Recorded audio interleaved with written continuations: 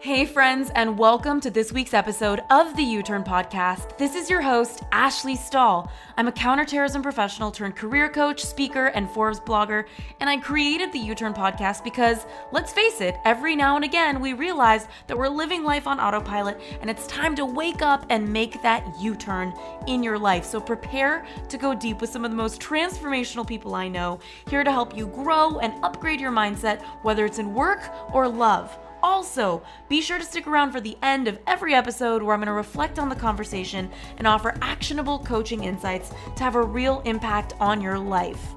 In the meantime, we've opened up access to 3 free e-courses on uturnpodcast.com. So head on over there if you want to land a new job you love, find your purpose, or launch your dream business. All of these courses are totally free. All you got to do is head on over to uturnpodcast.com. That's YOUTURN podcast.com. Now let's get started with this week's guest.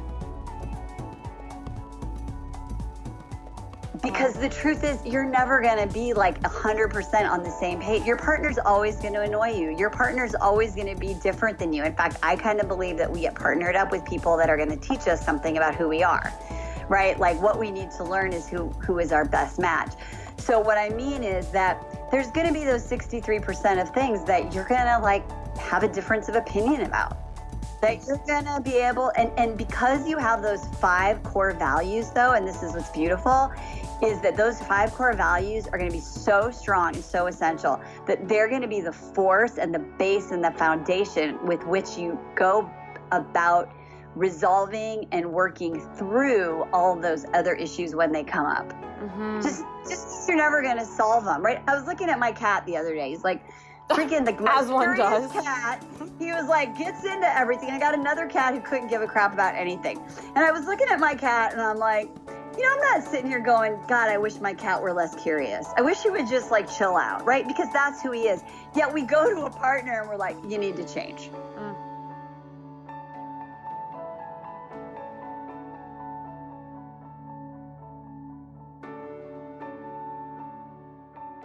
Hey everybody, it's Ash here, and of course we are on yet another U-Turn podcast episode about love because you all know that I have a personal interest in it, and I'm also just completely fascinated by this level of human dynamics, so I thought who better to bring on the show than Marni Battista. She's a certified professional dating and relationship expert, and I'm bringing her on today to talk about a topic that I personally grapple with and have no answers on. So I'm really excited to see what we find in this conversation, all about female power dynamics.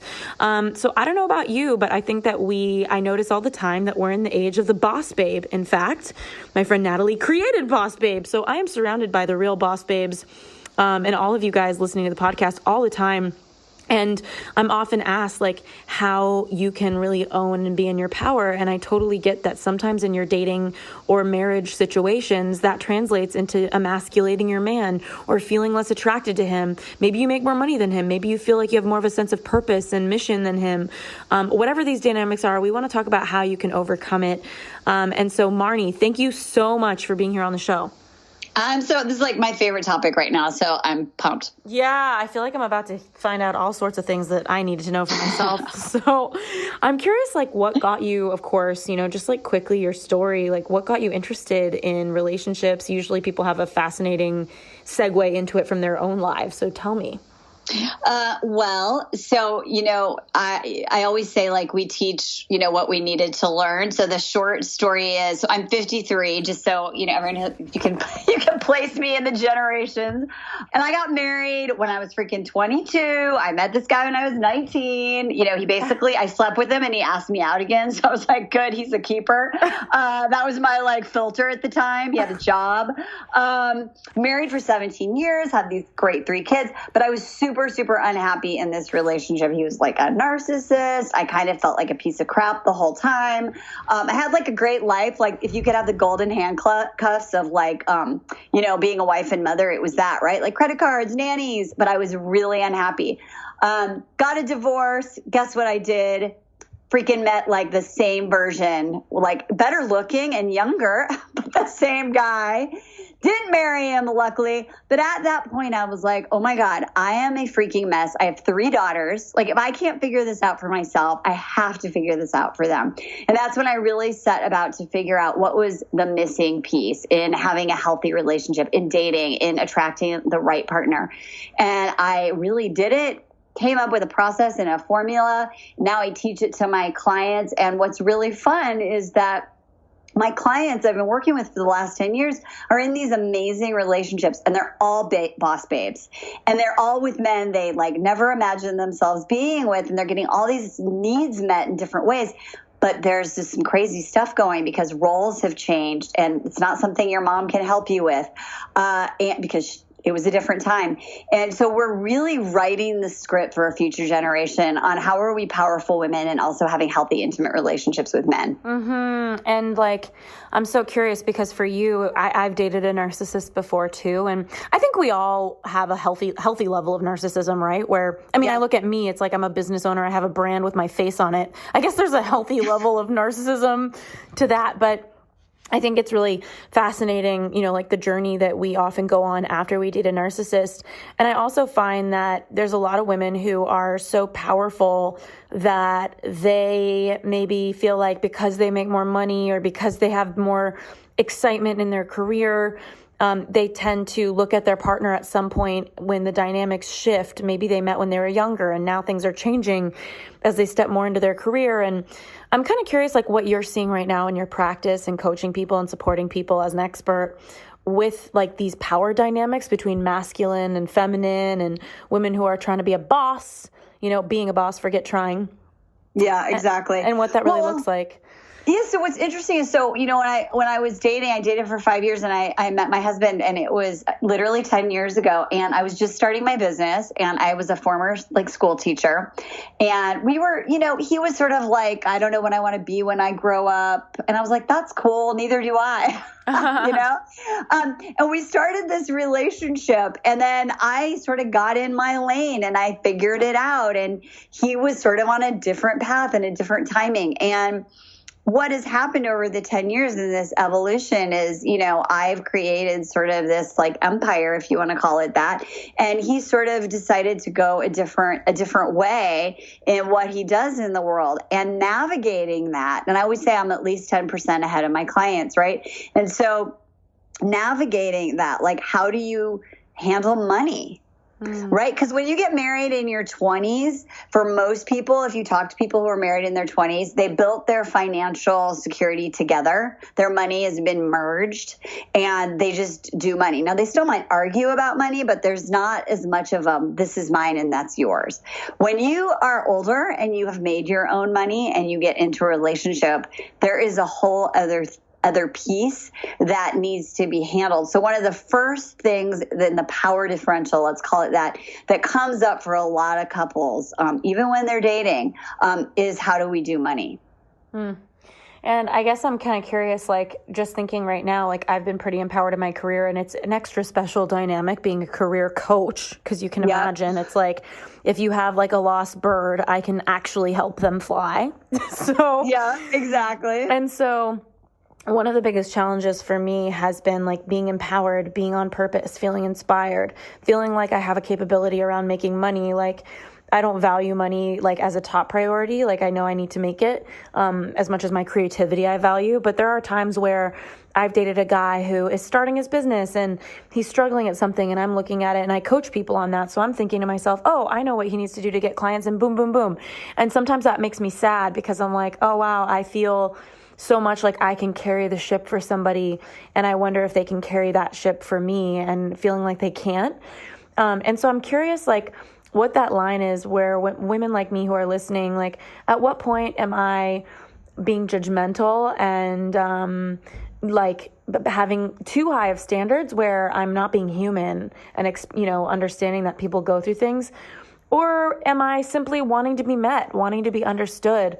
And is there any wrong in saying, like, I guess I just can't date people who aren't successful? That feels weird too.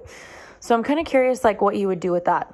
This is like a great question, because here's the thing. So in the process, I work with my clients, we come up with what I call your 5 non-negotiables. They're your values and they're your deal breakers. They're what matters most to you. And you get 5, which is generous. Now, most women will come up with like 105 of like their characteristics they wish for in a partner. But I've been doing this long enough to know that you want to really get clear on your top 5 deal breakers. They're your values. They're non-negotiable. Okay. And so what's really important in that for you and everyone who's listening is that because a guy might be a lost bird in his career, it may still mean that you have the same core 5 values and that those needs are getting met, and that he may need support in his career and he may ask you for help, or you may support him emotionally in that and let him be on his journey, or you may refer somebody. But the bottom line is, just because they're quote unquote a lost bird in one area, but they still meet you in these things that are actually the most important to you, right? Then you could still have an amazing relationship, because guess what? You're going to fight about crap no matter what. In fact, according to the Gottman Institute, I think it's like 63% of all issues in a relationship are unsolvable. Unsolvable, right? Tell me more. Like, what does that mean? Like, that feels crazy. I know, because what that means is that those core values, those, I call them the 5 fights you're never going to have. Those are the other remaining, whatever the math is, 43% or whatever. Because the truth is, you're never going to be like 100% on the same page. Your partner's always going to annoy you. Your partner's always going to be different than you. In fact, I kind of believe that we get partnered up with people that are going to teach us something about who we are, right? Like, what we need to learn is who is our best match. So what I mean is that there's going to be those 63% of things that you're going to like have a difference of opinion about. And because you have those 5 core values, though, and this is what's beautiful, is that those 5 core values are going to be so strong and so essential that they're going to be the force and the base and the foundation with which you go about resolving and working through all those other issues when they come up. Mm-hmm. Just you're never going to solve them, right? I was looking at my cat the other day. He's like, freaking as one does. Cat. He was like, gets into everything. I got another cat who couldn't give a crap about anything. And I was looking at my cat and I'm like, I'm not sitting here going, God, I wish my cat were less curious. I wish he would just like chill out, right? Because that's who he is. Yet we go to a partner and we're like, you need to change. So it's about the 5 things. You don't want them to, you don't want to have to change them to get those 5 things. They need to come to the program with those 5. And those 5 hold you as you navigate through the rest. Okay, so this is tough because I think, like you said, everybody has like 105 non-negotiables. I'm sure that, and then when you dwindle it down to 5, I'm sure that I could pick mine, but sometimes we are operating out of this wounding of like, we think something's a non-negotiable.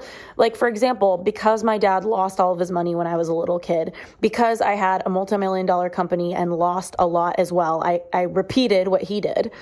There was a period in my dating life where I was like, I need a guy who has his career together because I'm tired of me and I'm tired of my dad, and that's what I need. And that felt like it was coming from the wrong place. Mm-hmm. And so I think it's really challenging. Like, what do you recommend for people to actually boil down their non-negotiables? And by the way, this is a very relevant conversation because, and everybody listening, like, I don't know what I'm thinking, but I always share everything that I'm up to. And I don't know, I just think it's more helpful to everybody. So to be completely candid, I literally went on a date last night with the nicest guy, and he has all the same values as mine. I've actually known him my whole life. We just never like looked at each other that way. And so obviously I need to get over the awkwardness of like, oh, like we've known each other our whole life and now there's this like a dynamic shift. But in his career, like, he's your everyday guy in the workforce, climbing the ladder. He loves what he does.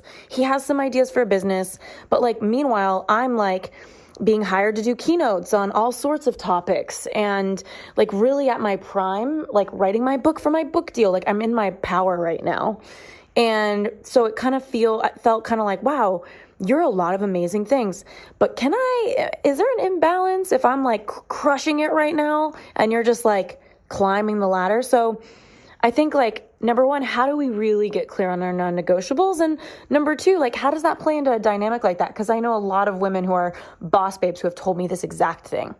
Yeah, totally. So one thing is that you want to really make sure that you are creating your non-negotiables from a place of opportunity, what you want rather than what you don't want. And that's totally common. Like, so when I work with clients, right, we go through this process and we come to this part in the journey and they, you know, put them down on paper. And I'm like, so basically I can tell exactly what you didn't like in your last partner. Like, it's literally like leaking all over the page, right? Or how you were raised or whatever it is. And they're like, yeah, but I didn't. I'm like, all right. So that's normal, number one, because it's our lizard brain that is saying, I call it the love shield, right? It's like your protective guard to make sure that you don't repeat. Yeah. So the best thing to do is, number one, notice it. So that's a great start. So what do you do next? It's a complicated process, right? But when you look at it at the core to really get clear, it is, what is it that if you were going to leave the planet tomorrow and you could give the last keynote of your life, right? And everyone would hear it. You're like, damn, Brene Brown right now in Times Square, right? There you are. Like, and it's like, this is Ash's legacy. What are 5 things you want the world to do and be and know, right? And if people have kids, I always say, like, what do you want your kids to walk away from? Right. And maybe it would be like, you know, make sure you always have financial security. But my guess for you is, and I can even ask you, like, if you were going to make that a move forward instead of a run away from, like, what's the core value you have around that? Yeah, just like, don't settle for anything less than being who you are in your career. Okay. So if you were going to make that in the positive, what would it be? Like, commit to a purpose. I love it. Okay. So if your core value is, I want to be with someone who's committed to their purpose, right? Then you're looking at the guy that you went on the date with through a different lens, because he might be committed to his purpose. He might just be doing it differently than you. So powerful. Right? Yeah, his temperament might be different. He might not be as assertive. He might love what he does, but he also loves spaciousness in his life, and he loves to surf, and he loves to be with his family. Like, he's doing it different than you, but he might have the same common goal. And what's cool is, let's pretend he does. And then you don't need to fix him. He's doing him in his own way, but he's totally going to support you in living your purpose because it's a core value. And so he'll be like, oh my God, Ashley, go do it. Like, I'm here for you. So it's like, instead of looking for somebody out of my wound of like, are they going to lose it all? Are they capable of like earning? Like, are they capable like me? It's more like, do they have a purpose and how committed are they to it? Yeah, totally. Because, you know, I've worked with clients who are like making lots of dough, and they're like, you know, I went on this date with a guy and he's like a teacher and he makes like $50,000 a year, and that scares me. And I'm like, well, what is your core value? And let's say it was committed to a purpose. And they'll be like, well, he's so committed. Like, he does teaching because he loves teaching, not for the money. And he's the guy that the kids call when they need help. And he's the best teacher like on the planet. And that's what he cares about. Well, then he's great for you. Got it. Okay. And kind of thinking about, I don't know, I feel like there's so much like money, politics, religion, like these are like very tight topics. I feel like, so let's say maybe they make the same amount of money, but you've got a woman who is totally in charge in her career, and you've got a guy who's feeling lost. Like, we talked about like how to have deep, empowered communication kind of before we started recording. And so I'm curious for everybody listening, like, maybe the issue isn't money dynamics. Maybe the issue is purpose. Or, you know, I had a girlfriend who started a business. She was with the same guy for 5 years. They were on the path to marriage. Next thing she knew, she felt so successful. He felt so lost. Not only that, he started working for her company. And that was the beginning of the end. And next thing I know, she was, you know, I have no idea, thinking about cheating on him with some high-powered CEO or something like completely textbook. So And I just noticed, I feel like I'm judging her, but I'm not. It just feels like what happens, not in my life, but what I'm watching. And so I'm curious, like somebody who's in a relationship that's starting to feel super disconnected because of power dynamics, because they're not happy with how powerfully their partner is showing up. How do they initiate that communication that shifts things, or is it doomed? Is it toast?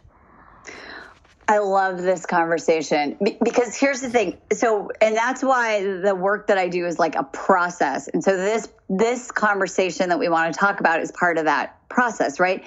So first of all, you have to go into it saying, do we have those 5 shared common values, right? So this totally, and so I've been married for, almost 5 years. I've been with my partner for 10.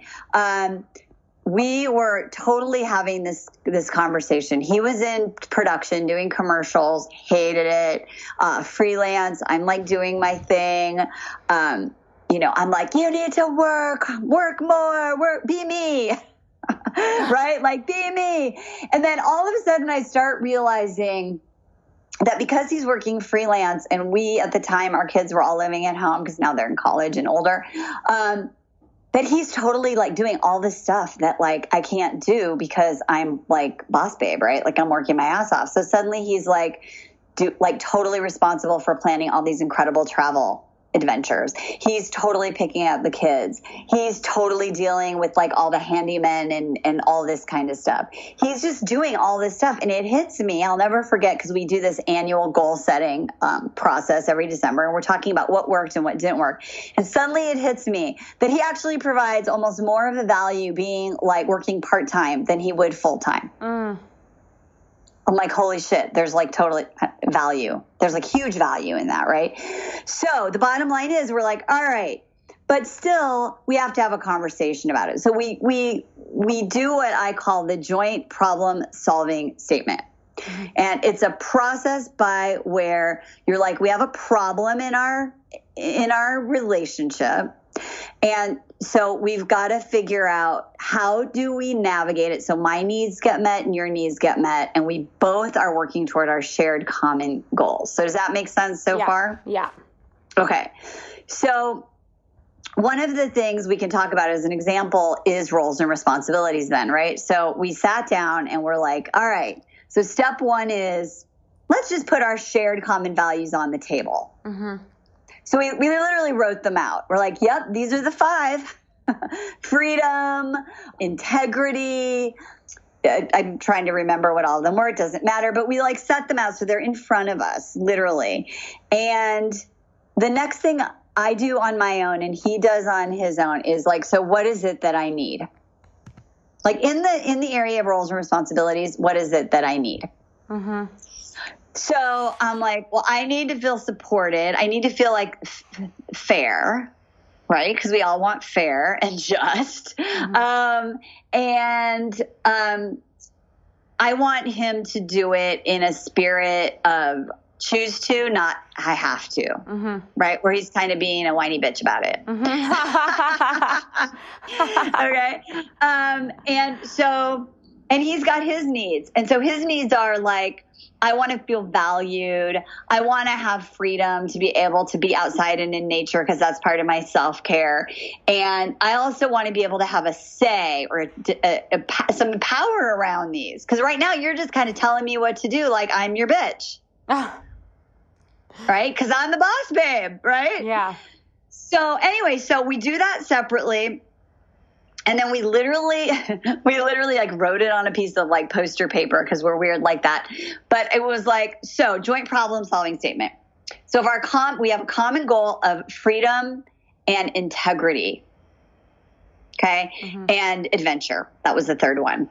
So it's like, what can we do so that I feel valued, that it's fair, and that you're in choose to energy so that we can have this lifestyle that we want to have and travel and have money and not both be working and miserable and unhappy people.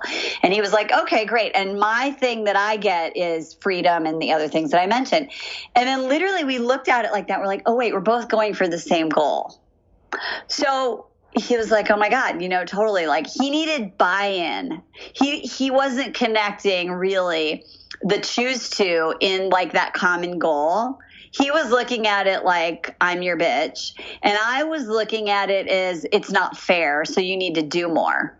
So then how do you go from like him feeling like he's doing everything for you and you feeling like he needs to do more? You look at your core values. What was the communication like for you to then honor the core values, reframe how you see him as your bitch or he feels like your bitch and you want him to do more? How do you reframe that into something moving forward? So what we did, I was like, oh my God, well, first of all, I didn't know that you didn't have buy-in. I didn't even know that he didn't want to be doing that. Buy-in. Mm-hmm. No, because he was just like, because here's the thing. I was just like, why are you complaining all the time? Like, get over it, right?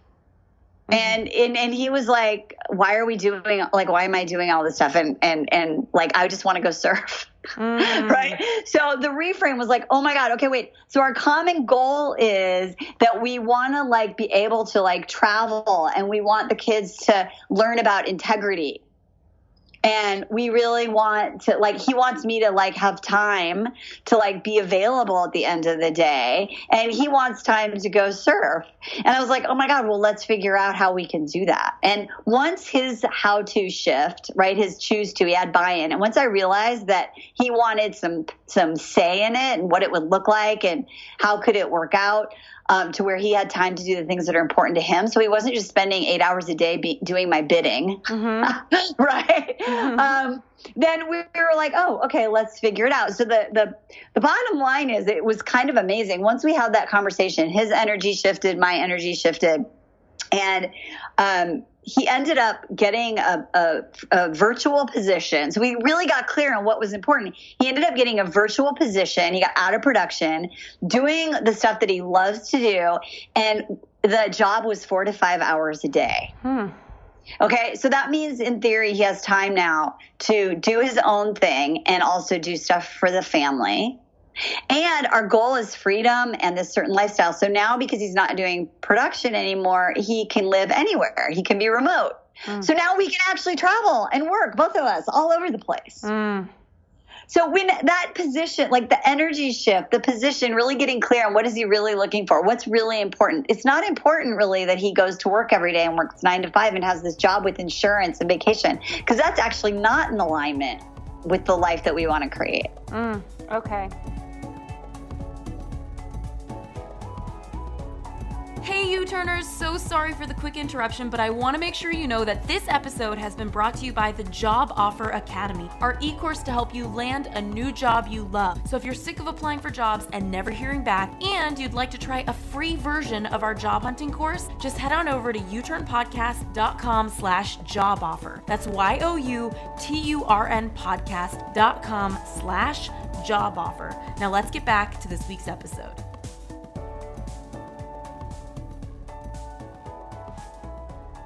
So it's like, I think that what happens is, it sounds like what I'm hearing from you is like a lot of couples go into this autopilot where one person's making an assumption about the dynamic, like, and assuming that the other person should be doing this. So this kind of brings me back to my friend who got really successful. Her boyfriend started working for her and suddenly she wasn't attracted to him anymore.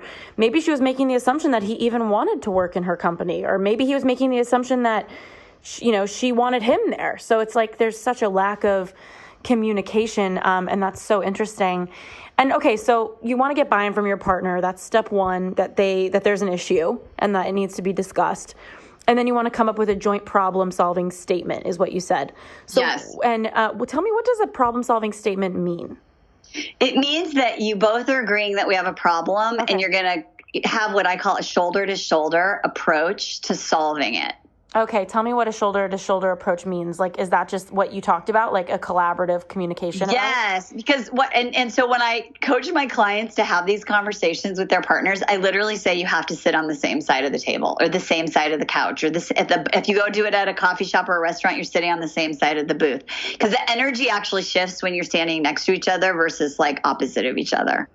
Okay, so shoulder to shoulder is like, we are doing this together, because remember, we have these same common goals. And boss babes, we do this thing too where, and I think you were like solving the problem for the guy that you were dating, like of let me help you with your business. We have a tendency to want to go to fixing the problem and we all skip the feelings. So when you're having the shoulder to shoulder conversation, ladies, like it's really important that you like put your problem solver in a little container and to use later. You don't need to like, shush her or get her to not be there. Just say, I'm going to put that in a container and pull it out later because we need to talk about feelings. And that's when the feelings part of the conversation is like, well, I feel I'm your bitch, or I feel it's not fair. Okay, well, let's talk about that because that wasn't my intention. He's like, that wasn't my intention either. And when you say identify common values, is that something like what can you share with people who are listening right now where maybe they're listening and they think, yeah, we've got like a communication issue, like I'm feeling this way and I don't know how to talk to him. So I need to like first do this first step, letting him know that there's buy-in, that there's an issue. I need to do a shoulder to shoulder, telling him what the issue is. But maybe they don't know what their common values are. Like sometimes I find that, as I'm writing my book for Hay House right now, it's like a lot of people I'm realizing are disconnected from themselves, and that's okay. That happens. We live in a noisy world. It's like the statistics are in, like between Twitter and texting and all of that, we're so connected that we're disconnected, Right. So I'm curious, like, how do people, even before this issue, maybe after this episode, talk to their partner, maybe when there's not a problem, to establish what are our common values? This is a very powerful conversation I think a lot of couples or people dating could be having. Absolutely. And that's really a beautiful thing. Because when I look back at my ex-husband, we obviously didn't talk about values. Besides all the stuff that went on and narcissism and all that, we just totally don't have the same values, right? So people get married all the time to people that they don't have the same values just because they just don't even know to have the conversation. So I think what is a great conversation is to ask him, like, if you could, the question I asked you, right? Like, what matters most to you? What's the legacy you want to leave in the world? What do you care about? You could go online and when we work with clients, we give them like a boatload of a list of values to kind of to suss through and to kind of help figure that out. But you could just start by going online and look, Googling like list of values and print it out and be like, hey, I have 20, but my top 5 are really this. What are yours? I'm actually looking right now because I feel like I'm typing. Everybody's hearing me, which is probably not the first time. Yeah, I have a guide. So it's at uturnpodcast.com/core values. It's YOU. There you go. TURNpodcast.com/core values. So anybody listening, I'm guessing this would be helpful. It has a whole list of different words that represent core values. But I think a lot of people make the mistake when they're picking their core values of being more aspirational. So somebody will pick the word peace and it's like, well, no, you're not that peaceful. Like maybe you value that on the outside world, but who you are as a person, your own core is not peace. So what is your stance on that as a couple? Because sometimes I think there's a fine line of choosing core values that are aspirational, things you wish you were and you value versus things that you are. When you're a couple, are you looking to identify things that you guys are together that you stand for or things that you want to be more of? Does that make sense? Yeah, it totally makes sense. I think what you really want to look at is what is it that's important to you that is your guiding light. It's like your torchlight in the dark, right? So here's what's interesting. So a lot of the ladies that are listening, after listening to this show, right, for a while, you might be aware now that one of your core values is learning and growing. Or being the best person that you can be, right? Or living like an out loud life of authenticity, right? And so you're like, oh, wow, I didn't even know those were my values, right? And so when I do this work with clients, because I'm working with them, a lot of them have this core value on learning and growing. And peace for them is really about like communication. Right? Like I want to be able to have peaceful communication. Even if it gets heated, there's this underlying like ability to have rational, healthy communication. Right. Or adventure. Like my version of adventure is different from my husband's, but we totally still have adventure. That's actually a big deal because I dated a guy once who, to him, adventure was like skydiving, and to me, it was trying new restaurants. Yes, totally. Well, that's what's great, right? So we still. It's so funny because that's my husband and I. So, like, my life is the most freaking unbelievable, like hashtag living my best life because of his core value around adventure. He takes me to the next level. And also I realize I don't have to do it the way he does it, but like he pushes me in that direction. Yeah, great. That's so exciting. Right? Yeah. So we have adventure. So what's cool is, and I love this conversation. So when we were doing all these problem solving statements and all of these things, we put adventure out there on the core values. We started looking at working on our relationship as an adventure. That's beautiful. That's so inspiring. Yeah. I want to be in your relationship with you.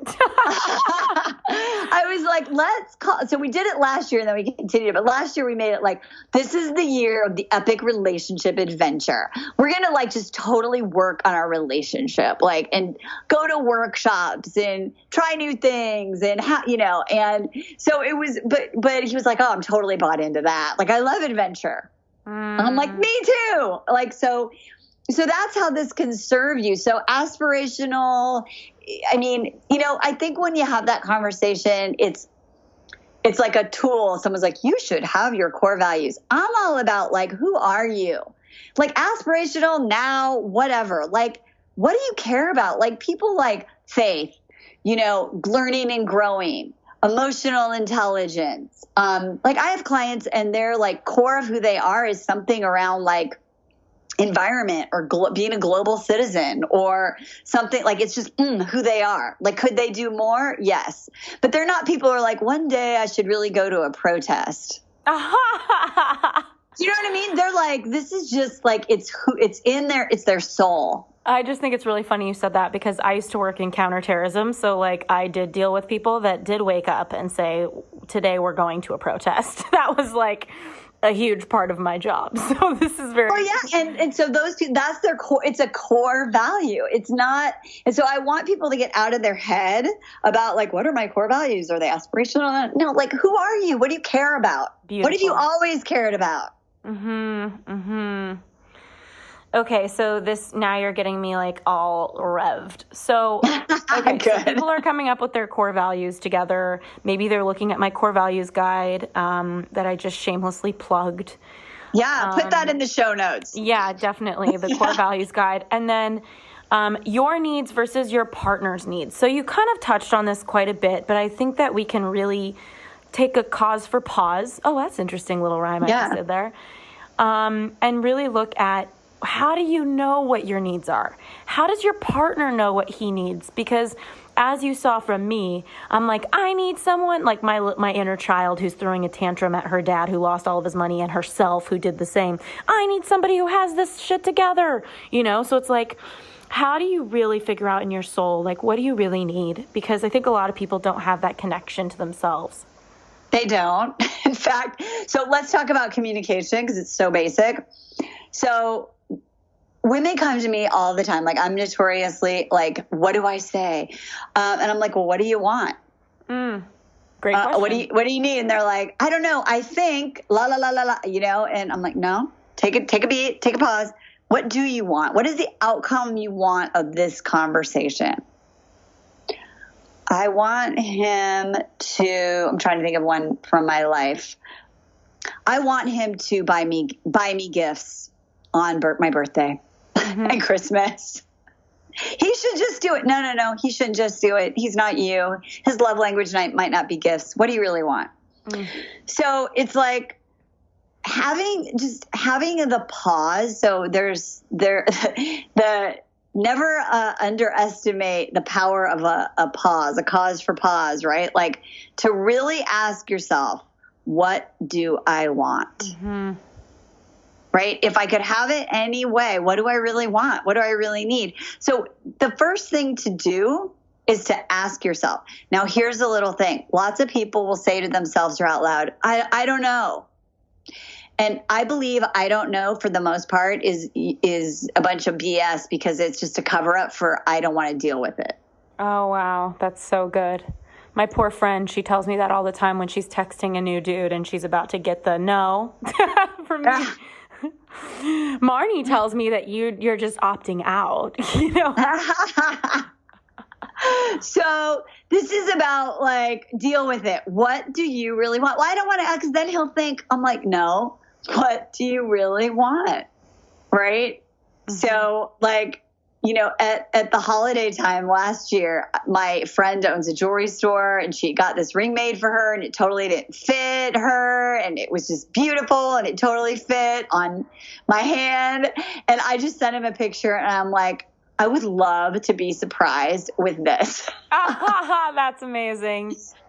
And you know what's great is he totally surprised me, actually, even though I did that. Like he knew where to get it and it was the holiday and he got it, but then he put it in a different shopping bag from this other place that I go. And so I thought he was like, oh, I couldn't get you. There was just an issue, but like, I hope you like what I got you. Like, you know, I know you like this store. And I was like, that's sweet. And I opened all the thing and then I was like, oh, I got the ring. Oh, that's so great. I love it. Yeah, right. So it was just like, you know, this is what I'm training you. This is what I want, or this is what I need, or what I really prefer is this. So take a pause, get out of the like, well, he'll say this, or I should do that, or that's never going to work, or he should know. No. And really pause and then ask for what you want. So powerful. Do you know what's so funny? I do this with my best girlfriends because a couple of them get really stressed out by birthday gifts, like my friend Amanda Bucci. I literally was watching one of her Instagram stories and she was wearing like a workout outfit I really liked. And I literally responded and was like, I would like that outfit for my birthday. Exactly. And she's been texting me like, oh, I'm so grateful you told me that. I was like, this would have been such a like stress and I just bought it on the internet. I'm like, perfect. Willing to receive this outfit. Like, it's so funny. So I think ultimately asking for what you want comes down to your beliefs and your judgments on yourself. Like, why are you afraid to ask for what you want? Like, what are you believing about you that makes that difficult? I think a lot of people are judging themselves for having wants, needs, desires, wishes that, you know, they can release that judgment. And so when it comes to your partner, I guess it comes down to like trusting them to say what they want and trusting that that's their communication. You know, like you can't know what they want unless they tell you, and you can't fix it if they are disconnected and don't know what they want. Because I think a lot of partners have conversations, and I think it's very possible you probably leave the conversation. It's like, oh, shoot, this person really doesn't know what they want. Yeah, and that happens all the time. I mean, my husband he's like not so good at knowing what he wants and what he needs. And so because we have the same core value of learning and growing, right? Yeah. Then he's like going to figure it out. Mm-hmm. You know, he'll figure it out. He'll double up on his meditation. He'll schedule a session, you know, with a coach or a therapist or whatever. Like, because we both have that same core value. And that's why those are really important, because they're the foundation and it's an important thing. But asking someone, you know, like, why do you not know what why don't know what you need? Like, what's wrong? Like, that's not productive. Right. So one of my favorite thing is like, what do you need right now to feel supported by me? Great question. All right. Well, so everybody who's taking notes, because I love you guys for doing that. You're my people. So first thing is to identify what the problem is and realize you need to communicate. After that, it's getting buy-in from your partner, like them realizing that there's some sort of disconnect. Number 2 is the shoulder-to-shoulder conversation, like coming up with a joint problem-solving statement, plan, identifying what your common values are, and also going deep on like what they mean to you, establishing what you need, what your partner needs. And then number 5 is the work plan. So you'd kind of talked about you and your husband and how like he wanted time to surf and like he didn't actually want to be, as you call him, your bitch. And you were able to kind of work that out. And come up with a plan moving forward, which looks like he got a part-time job. He was able to have that space. What about, and so that sounds like kind of the work plan, but what else do you have to say for everybody listening about coming up with a work plan?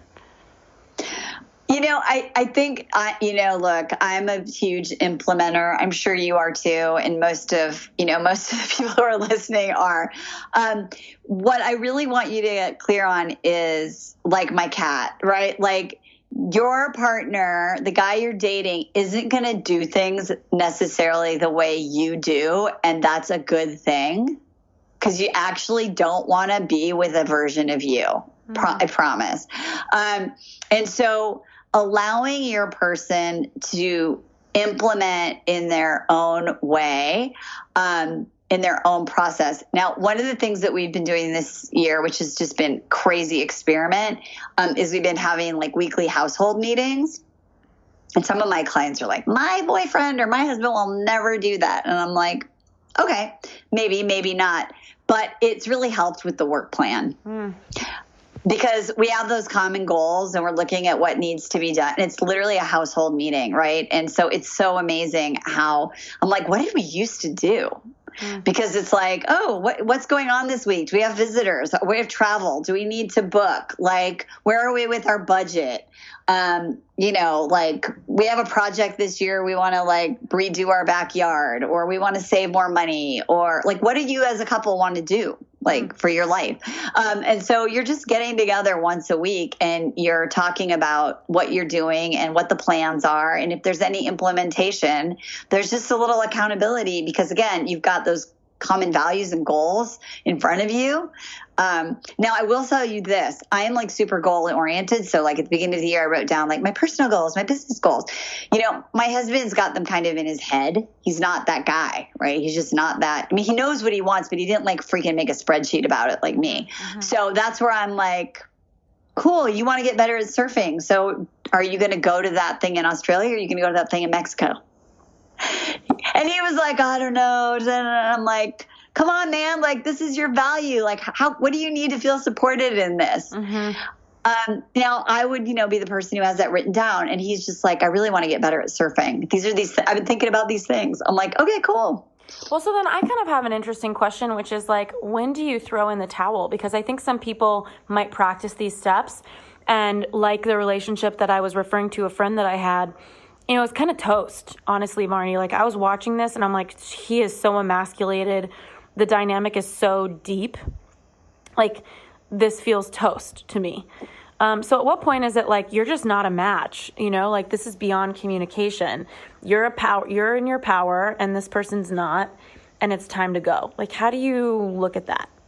I think that's really an awesome question. So I'm painting this picture and I'm telling you all these pieces around my relationship and my husband of the like how the boss babe deals with someone who's not a boss guy. Now remember, I was married to a boss guy, right? When the last year of our relationship, he started a company. I think it's worth now like $35 million. Like, that was that. That was fine. But here's the thing. That guy still to this day, 15 years later, walks around with, back in the day he had on a headset. Now he's walking around with ear pods in his ear, literally 24/7. He can't have a conversation without being on a conference call. He works all the time. He flakes on people and cancels. He doesn't really care. He lives beyond his means, just, I'll make more money. And he lives this crazy lifestyle. And he always does make more money, but it's just not for me. Yeah. Like there's all these values, right, that are totally not my values, right? So what I want to tell you is that as long as your partner is really meeting you on those 5 core values, it's not toast. Because especially if you're in a committed relationship, whether you're married or you've decided you're in a committed life partnership without legal marriage or whatever it is, you're committed, right? So, it's not toast unless you realize that you made a massive error in what you thought were your core values and they're actually not. And this person doesn't have something that you've realized is super, super important to you. Which makes it a non-negotiable at that point. Which makes it a non-negotiable. And I will tell you a really quick story. I have a client who is dating this guy for 9 months. And she did not have anything really about financial in her non-negotiables, in her deal breakers. Because she said it wasn't really that important. She has her own money. She's like, in her 50s, whatever. and she's dating this guy, and it's he's divorced, and he spent a lot of money on providing for a wife and kids that was out of his actual means because he wanted his wife to fit in and keep up with the Joneses. So he doesn't have a ton in savings. And then he put his kids through college and paid for that. And he just doesn't have a giant nest egg. Mm-hmm. And my client, when that kind of came out, she was appalled. She was like, I don't respect him. I don't love him. I don't, I can't. And she was like, I was like, so this is a non-negotiable then. She's like, well, no, it's not a non-negotiable. And I'm like, but it sounds like it is. Yeah. Because one of the things that you really are looking for is this person who's loyal. And it sounds like he was super loyal to his wife, and for whatever reason, he's loyal to his kids, and he wanted to provide this thing for them and not have debt. But that's not okay for you. The bottom line is she broke up with him. And after about 3 weeks, she was like, oh my God, what have I done? I don't give a crap about that. Like, this guy is here for me. We can travel. He holds my hair when I throw up. He listens to me. He communicates. He values learning and growing and adventure. I don't care about that. So powerful for people to kind of like realize. And sometimes there's that experiment where life and relationships are an experiment, and you totally have to step back and realize, and sometimes risk the relationship to see if it's what you want. Oh, this has been so interesting. And I kind of want to just like quick fire you up with some questions, like attraction. Like, is it something that you really think can grow with time? Like, I think that some people are just not attracted to somebody from the get-go, but because they have all of this connection, they're like, let me see if this can work. Do you know what I mean? So I'm curious about that. Yeah. So I think connection is something that you can create, and you mostly create it through vulnerability, especially if they're like good on paper and you're like, why am I not connected to this person? I always ask my client, well, have you been vulnerable? Have you tried to create actual connection, or has this been a bunch of surfacey stuff? And most of the time they're like, oh, no. What does that look like? So we teach, clients how to create connection through vulnerability, and people don't even realize they have a guard up. So it can grow over time. Beautiful. Okay. What other questions am I not asking you that you think everybody listening might be curious about when it comes to like, should I stay? Should I go? Attraction, talking about issues where like the dynamic's off. Before I let you go, is there some final question or two that you have that you think, wow, this is going to add a lot of value for everybody listening? Yes. So the quality of the questions you ask impacts the quality of life that you have. Mm-hmm. So should I stay or should I go is, in my opinion, not the super high quality question. Oh, tell me more. Right? So the question is like, so what am I not seeing or not knowing or pretending not to know to think to have the problem I think I have? Right? Like, what is it that I really am not getting met on here that's causing me to feel like I need to go? What is it that I need to do or say to be empowered to answer this question? Do you see the difference? Mm-hmm. It's like, put the power in your hands by asking a higher quality question that does not rely on circumstance or someone else to answer it, because that is the path towards fulfillment, empowerment, connection, and meaning in your life. So why is he not writing back? Low quality question. Right? What does it mean when he blah, blah, blah? Low quality question. So what would be a higher quality version of both questions? So why is he not writing back? What is it that I'm missing that is making me frustrated that this person isn't communicating the way I want them to? So what do you mean by that? I don't know if I totally got it. Like, what is it that I'm missing? Meaning, like, where in our connection am I not paying attention that's translating into a connection? Well, yeah. Or maybe like the reason why he's not writing back is it kind of doesn't matter, because the answer is he's not writing back. Right. So why am I reacting to that way? Why am I obsessively looking at my phone? Why do I care so much? Wow. Is there something that I need to learn? Mm-hmm. So good. Gosh, I could keep you hostage on this podcast for a lot of hours. Thank you so much. Where can everybody find you? I know that they're going to want to follow and learn from you after this.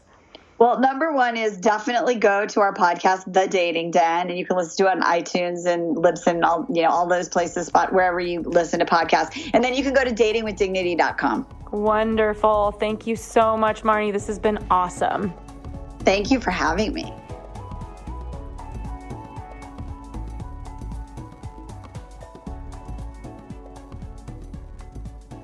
Hey there, it's Ash here, and I am just reflecting on this week's episode with Marni Battista, and I thought it was so powerful when she talked about how sometimes we set goals because of traumatic experiences or bad experiences, or at least experiences we feel were not positive, and that's where we come up with our core values, is based on needs that weren't met in the past, and how that's coming from such a place of lack in our lives and defensiveness, and it's so much more inspiring to come up with words that represent what you really want in your life, not because of things you didn't get. And while we do learn a lot about who we are through context, we do learn about what we want through not getting what we want.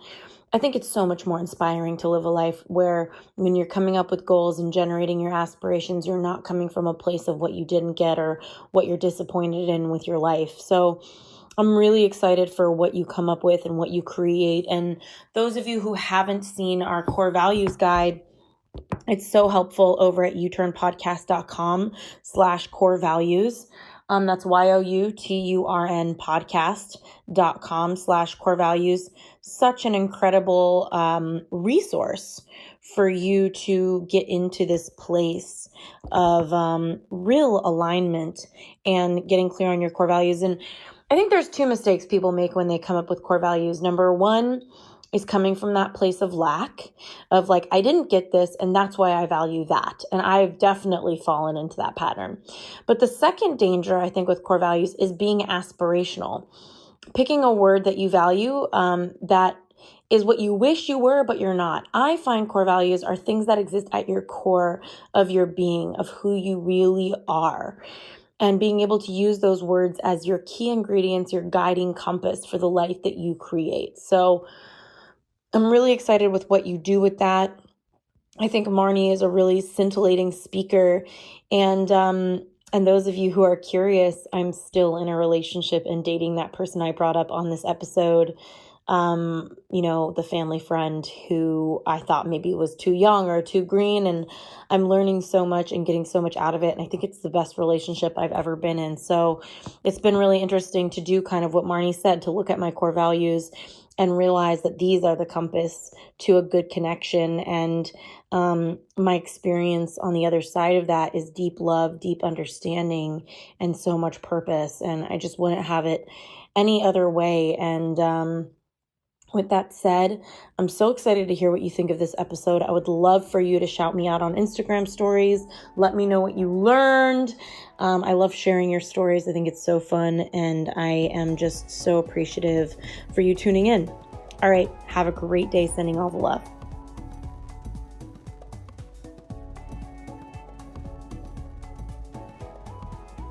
Thanks again for tuning into this week's episode of the U-Turn Podcast. We keep really detailed show notes at youturnpodcast.com. So if our guest mentioned a book or a resource that you're interested in, you'll be able to find that there. In the meantime, if you were inspired by this episode, if it made an impact in your life, we would be so grateful if you subscribed and posted a review for us on iTunes. Rumor has it on the street, the more reviews we get, the more subscribes we get, the more we can grow and get our impact out there in the world. In the meantime, I'd love to hear from you at Ashley Stahl on Instagram. I'm so grateful for connecting, and I look forward to next week's episode.